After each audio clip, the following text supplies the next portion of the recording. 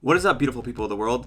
Today we're going to do an airline review, and we've done a few of these in the past, but I want to start making them a little more organized so you guys know what to expect. So from now on, when we do an airline review, we're going to be going over 5 topics: the apps, the customer service, the food, the entertainment, and the seating arrangements, legroom, all that good stuff.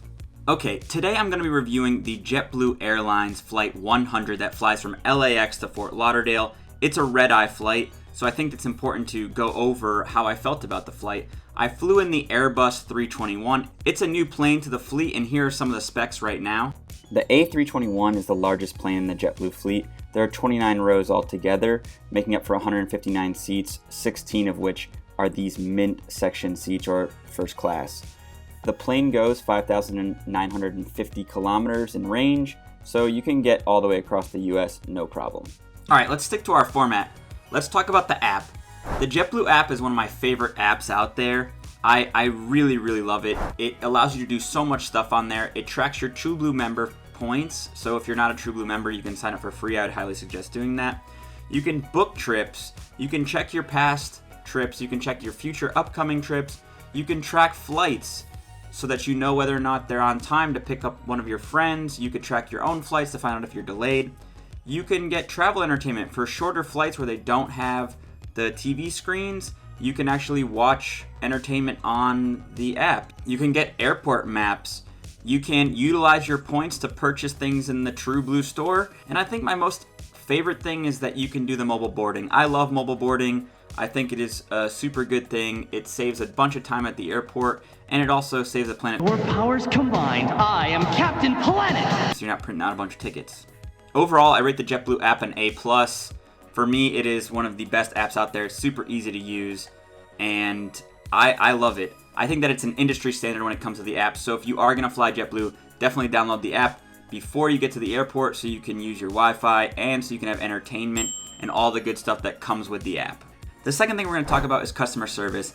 I had an amazing experience with the JetBlue team. When you first walk on the plane, there's like this blue ambiance. And we're barely there 2 minutes, and she's like, "Isn't it a lovely ambiance?" And I say to her, "I don't know what you're talking about." Just sets you up for getting ready to go to sleep. You sit down, they start collecting trash immediately, which I thought was a little bit excessive, but it just gives them a chance to greet you, say hello. They give you eye mask and earplugs right away in the seat so you can just kind of go right to sleep if you feel like it. They make an announcement over the loudspeaker saying that they aren't going to be making that many announcements because they don't want to disturb us, which I thought was so above and beyond. I've never seen that before, and one of my biggest pet peeves for night flights is when flight attendants or the pilot comes on over the loudspeaker too much. And so for them to come out and just say, "We're going to give you a few quick things and then we're not going to disturb you so you guys can get right to sleep," was super nice. So I think that the customer service experience was an A. All right, let's talk about the third thing, entertainment.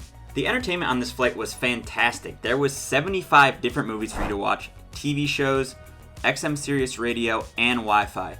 And now when I usually bring up Wi-Fi when it comes to flying, it's garbage. Oh, you friggin'... What's going failed on over again. there? Are you getting triggered? My friggin' upload failed again because the friggin' router keeps going in and out, in and out. Doesn't really work. We were flying over the continental US from LAX to Fort Lauderdale, so there was no water crossings, but the Wi-Fi worked amazing. It was free. I even downloaded an app. I downloaded the Lyft app, which has a partnership with JetBlue where they give you a free $15 if you sign up with them. I will put a link down below for you guys to sign up with Lyft if you want to.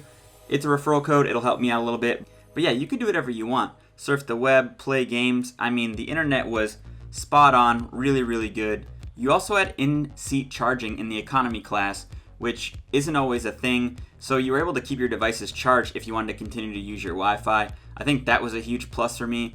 And that's why I think their entertainment deserves the A. It was really good, and I almost didn't sleep because of it. Okay, the fourth category we're going to talk about is food. I'm not sure if this is a negative or a positive for JetBlue. Like I said, this flight boarded at 9:20. It arrived East Coast time at 5:20. So it was only really like a 4-hour flight when you do the time difference. So you weren't in air for very long, but you received no food throughout the flight. There was no food service whatsoever, no dinner, no breakfast.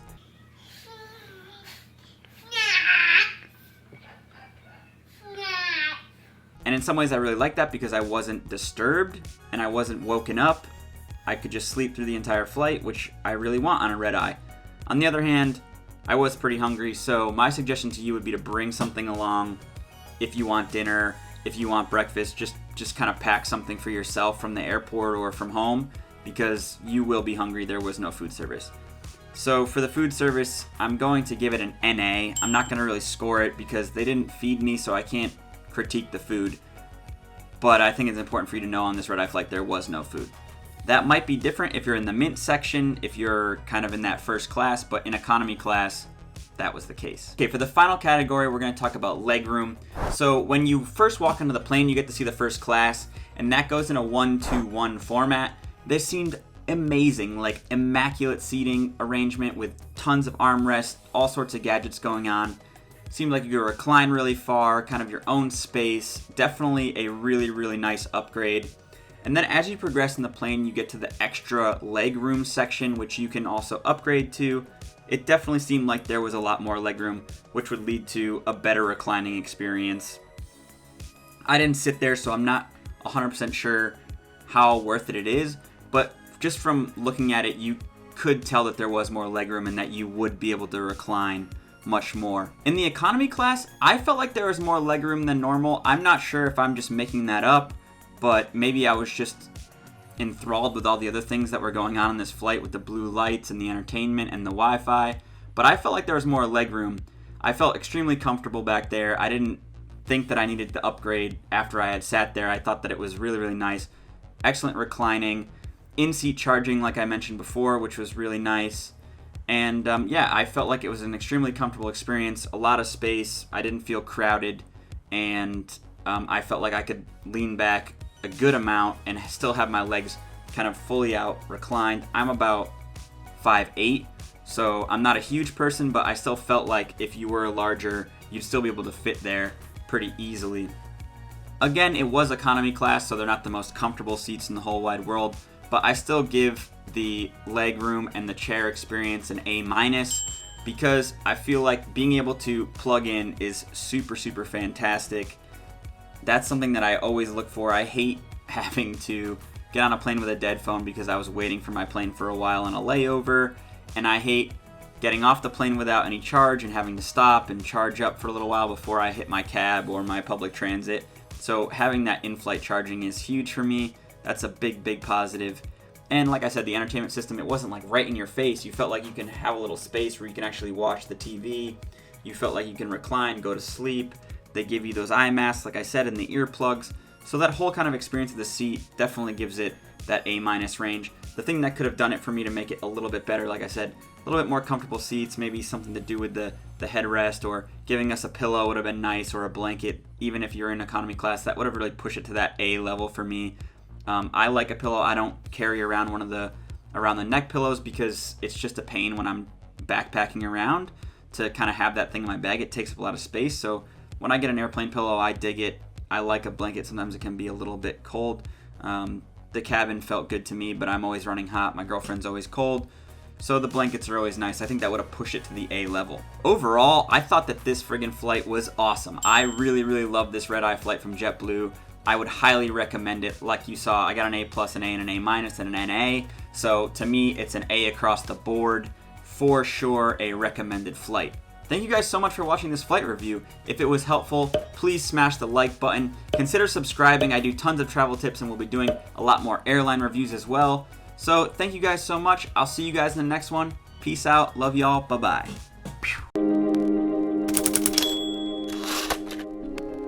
Your vessels, your rooms, are so much less important than the things inside of